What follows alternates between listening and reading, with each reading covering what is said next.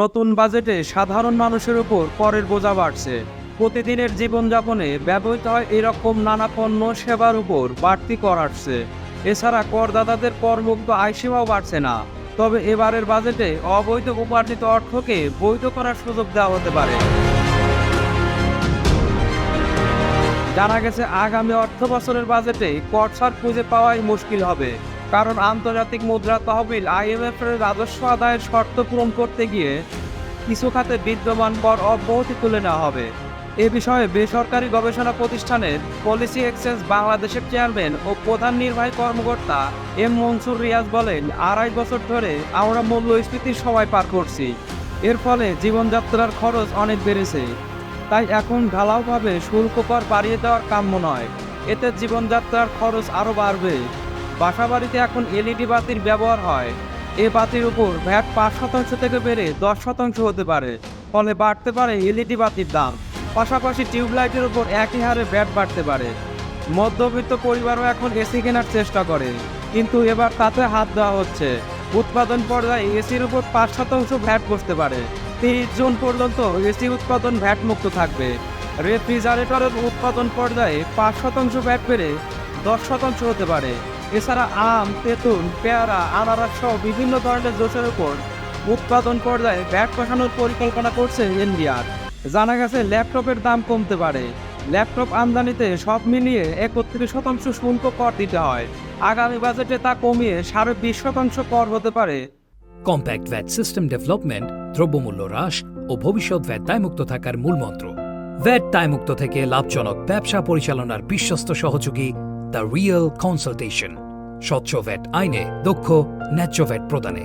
সাধারণত বিয়ে, বিবাহবার্ষিকী, জন্মদিন, গায়ে হলুদ, শূন্যতা খাতনা সহ বিভিন্ন ধরনের সামাজিক অনুষ্ঠানের পাশাপাশি সভা, সেমিনার, পুণ্যমিলনী অনুষ্ঠান করতে কমিউনিটি সেন্টার ও মিলনায়তন ভাড়া করা হয়।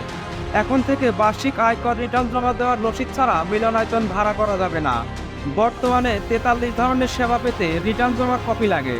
এই তালিকায় মিলনায়তন ভাড়া, হোটেল, রেস্টুরেন্ট, হাসপাতাল, ক্লিনিক, ডায়াগনস্টিক সেন্টারের লাইসেন্স নিবন্ধন ও নবায়নে রিটার্ন জমার বাধ্যবাধকতা যুক্ত হতে পারে।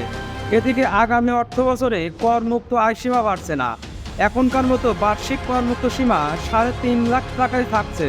তবে কর হার পুনর্বিন্যাস হচ্ছে। এখন 5, 10, 15, 20 ও 25% কর হারের সঙ্গে 30% আরেকটি স্তর আসছে। বছরে আয় 38.5 লাখ টাকার বেশি হলে করদাতাকে বাকি অর্থের উপর 30% হারে কর দিতে হবে। সংসদ সদস্যদের আমদানি করা গাড়ির উপর 25% আমদানি শুল্ক বসতে পারে।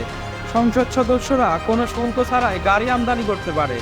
36 বছর ধরে এই সুবিধা পেয়ে আসছেন তারা। ফলে সরকার বিপুল পরিমাণ রাজস্ব হারায়। তবে নীতি নির্ধারকদের দিক থেকে সংসদ সদস্যের গাড়ির ওপর শুল্ক না বসানোর চাপ আছে। শেষ পর্যন্ত এটি রাজনৈতিক সিদ্ধান্তের উপর নির্ভর করছে বলে এনবিআর সূত্রে জানা গেছে। ব্যবসায়ীরা কিছু পণ্য আমদানিতে শুল্ক সুবিধা পান, সেই সুবিধা সীমিত করা হচ্ছে। খাদ্যপণ্য, কৃষি উপকরণ, ওষুধ সহ অত্যাবশ্যকীয় ও জীবন রক্ষাকারী পণ্য সহ 229টি পণ্য আমদানি করতে আমদানিকারককে কোনো আমদানি শুল্ক ও সংগ্রহ শুল্ক দিতে হয় না। আগামী বাজেটে ওই তালিকায় অন্তত 10 থেকে 15% পণ্যের ওপর 1% হারে আমদানি শুল্ক আরোপ করা হতে পারে। সেই হিসাবে অর্ধশতাধিক পণ্যের ওপর এই শুল্ক বসতে পারে। এসব পণ্যের প্রাথমিক তালিকায় রয়েছে গম, ভুট্টা, সর্ষের বীজ, তুলার বীজ, বিভিন্ন শাকসবজির বীজ, ভিটামিন, কয়লা, জিপসাম, ভিটামিন, পেনিসিলিন, ইনসুলিন, বিভিন্ন ধরনের দরকারি রাসায়নিক, প্লাস্টিক কয়েল, পেপারবোর্ড, বিভিন্ন স্টিল জাতীয় পণ্য, শিল্পের কাঁচামাল, যন্ত্রপাতি ও যন্ত্রাংশ ইত্যাদি। এছাড়া বর্তমানে 27টি তথ্য প্রযুক্তি সেবা খাতে বিনিয়োগ করলে কর অবকাশ সুবিধা পাওয়া যায়।